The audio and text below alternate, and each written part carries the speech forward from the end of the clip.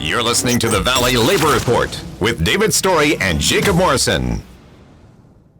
The Dale Jackson Show, weekday mornings only on WVNN.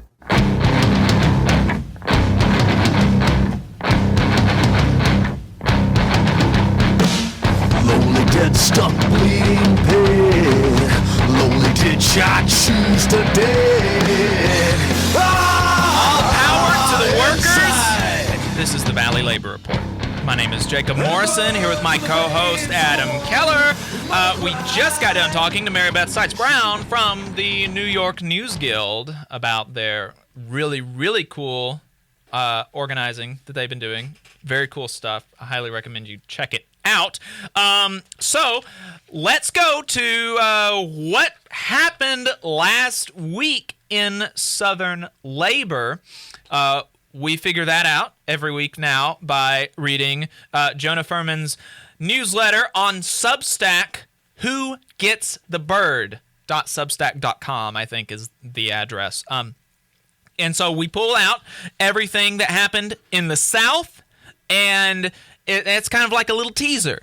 You want to hear what happens in the South? You can listen to us reading off his newsletter, but there's so much stuff happening outside of the South in the United States that he talks about in his newsletter. So I highly recommend checking it out every week. He sends it on Thursday or Friday or Saturday or something, and he lets us know what happened in the United States. And so we read it off, what happened in the South, as kind of a teaser. So make sure you check that out. You can follow him on Twitter at Jonah Furman, JONAHFURMAN. So we'll start off with new organizing. There were 104 freight drivers, mechanics, and dispatchers at Garton Trucking in Covington, Virginia. They are organizing with the Association of Western Pulp and Paper Workers. He mentioned in his newsletter that that's so strange that he actually wonders if that's some kind of clerical error, because why would truckers join the Association of Western Pulp and Paper Workers? I don't know, but sometimes people do that. Sometimes people join strange unions. 19 drivers for chemicals distributor Univar Solutions in Houston, Texas, are organizing with the Teamsters, Local 988. 9 mechanics for the Intermodal Mexico in Miami and Fort Lauderdale, Florida, are organizing with the Teamsters, Local 769. And finally, outside of the NLRB, school nurses in Melville, Missouri, outside of St. Louis, have unionized and won a contract. Why is it outside of the NLRB? Because the NLRB, which is set up by the NLRA, the National Labor Relations Act, sets up the National Labor Relations Board that governs labor relations among private sector employees. So federal public employees or state and municipal employees are under different labor relations regimes. So that happened outside of the NLRB. We had some NLRB losses. 50 workers at Coca-Cola in Beckley, West Virginia voted 20-25 not to join the Teamsters Local 175. That's a shame. There is a decertification vote that is going to be scheduled soon. At least 30% of the 468 nurses at Cleveland Clinic, Indian River Hospital, Cleveland Clinic, Indian River Hospital, long name, in Vero Beach, Florida, have filed to decertify their union, the Teamsters Local 769. And like any other NLRB vote, that's going to have to go through the whole election process, but that's something to watch. The Cleveland Clinic acquired the hospital in January of 2019. Strikes and bargaining for the third time in 3 months. The UAW Local 2069 has a tentative agreement with Volvo Truck in Dublin, Virginia. The last 2 times the agreement was voted down by huge margins. So we'll see what's going to happen. This vote is going to take place on July the 9th. So we'll be watching that and maybe be able to tell you what happens next week with that vote. Hopefully it's a good contract, and hopefully if it's a good contract, they vote for it. And hopefully if it's not a good contract, they vote it down and say, screw you. The UMWA strike at Warrior Met Coal in Brookwood, Alabama hits its 4th month and remains heated and contentious as ever.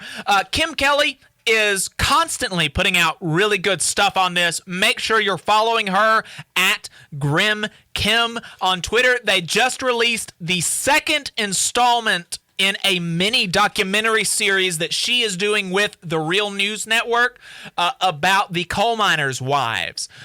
So make sure you check that out. I've still got to get around to watching that. I'm sure it's fantastic. Just got a great piece in Teen Vogue published about Mother Jones, Yes. and connecting that to the modern struggle down in Brookwood. So a little bit of history, a little bit of catching you up on what's happening with those miners. So definitely check it out.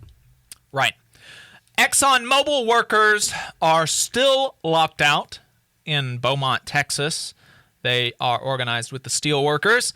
10 New Orleans Department of Public Works employees went on strike this week, citing low pay. As one worker put it, "I'm working for the city and bringing home a $352 check for 1 week. Come on now." That's what Eric Gardner said at the New Orleans Department of Public Works. So they're on strike. So hopefully they're able to get something for that. And I hope they're listening on WHIV in New Orleans. Oh, that's right. Hey! I hope one of those 10 maybe gets to hear the shout out. Contact the show. We'd love to talk to you. Yeah. Reach out to us. We're on Twitter at Labor Reporters, Facebook, The Valley Labor Report. I'm on Twitter at JacobM_AL. DM us and we'll get you on the show. City workers in Elizabeth City, North Carolina also went on strike after the city council rejected a 10-cent property tax increase that would have provided a raise for city employees. When 1,800 nurses in Asheville, North Carolina unionized with the National Nurses Union, there was a healthy amount of skepticism as to whether they could turn that vote into a first contract. Well, Jonah says, haters beware, because the South is not only organizing but is now reaching tentative agreements. Very cool. Haters beware. After a strike threat, the union staff of the National Education Association have a tentative agreement. Not totally sure exactly what the contents of that agreement are going to be, but presumably that's going to come up before a vote of the staff organization's membership, and we'll see whether or not they accept that. Politics and legislation. Luis Feliz Leon, friend of the show, we've had him on the show a few times, has a piece at the American Prospect about Unite Here's voting rights campaign sending freedom riders from across the country to Washington, D.C. this week. Farm workers are dying in the West Coast heat wave, and the United Farm Workers are pushing for safety standards to provide relief and help workers refuse unsafe work. We'll be talking more about that, diving more into that later in the show. The Springfield, new section, internal union politics. The Springfield, Missouri Education Association has a new president. The UMWA has a new international secretary-treasurer after the abrupt resignation of Levi Allen, purportedly to spend more time with his family. I'm not sure what exactly is going on there, but wishing him the best of luck. Hope nothing is terribly wrong.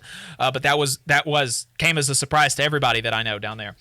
So that's it for last week in Southern Labor. Adam's going to give us some local updates. If you want to see what's going on, what happened the rest of United States Labor, subscribe to whogetsthebird.substack.com by Jonah Furman. If you're looking for contractors with lower than average EMR and TRIR, if you need to supplement a workforce at any level for any amount of time, if you need iron workers that come trained and certified at no extra cost, or if you need workers from superintendent down to general laborer and you're looking to start work on a project, or you're unhappy with your current contractor situation, you need to call my friend Jeb Miles with the Iron Workers Local 477. They only work with the best in the business, vetted contractors, and can do all kinds of jobs from roofing to steel and bridge erection, from welding to heavy rigging, from structural repairs to machinery alignment, and much more. They supply manpower on 4 of the 5 largest projects in North Alabama, so you know they're legit. If you need good quality, safe, efficient, diligent, and knowledgeable workers on your job, then you need the Iron Workers Local 477. Call Jeb Miles at 256-383-3334. That's 256-383-3334. Or via email at local477@bellsouth.net. And make sure you tell them that you heard about them on the Valley Labor Report. If you want to see what we're up to throughout the week and get our snide quips about the news of the day, then you should follow us on social media. We are on Facebook at facebook.com/The Valley Labor Report. We are on Twitter at Labor Reporters. I'm on Twitter at JacobM_AL. And if you missed part of the show and want to go back and watch it later, you can search YouTube for The Valley Labor Report and subscribe to our channel. You can go back and watch the full show there, and we also clip segments and release them throughout the week.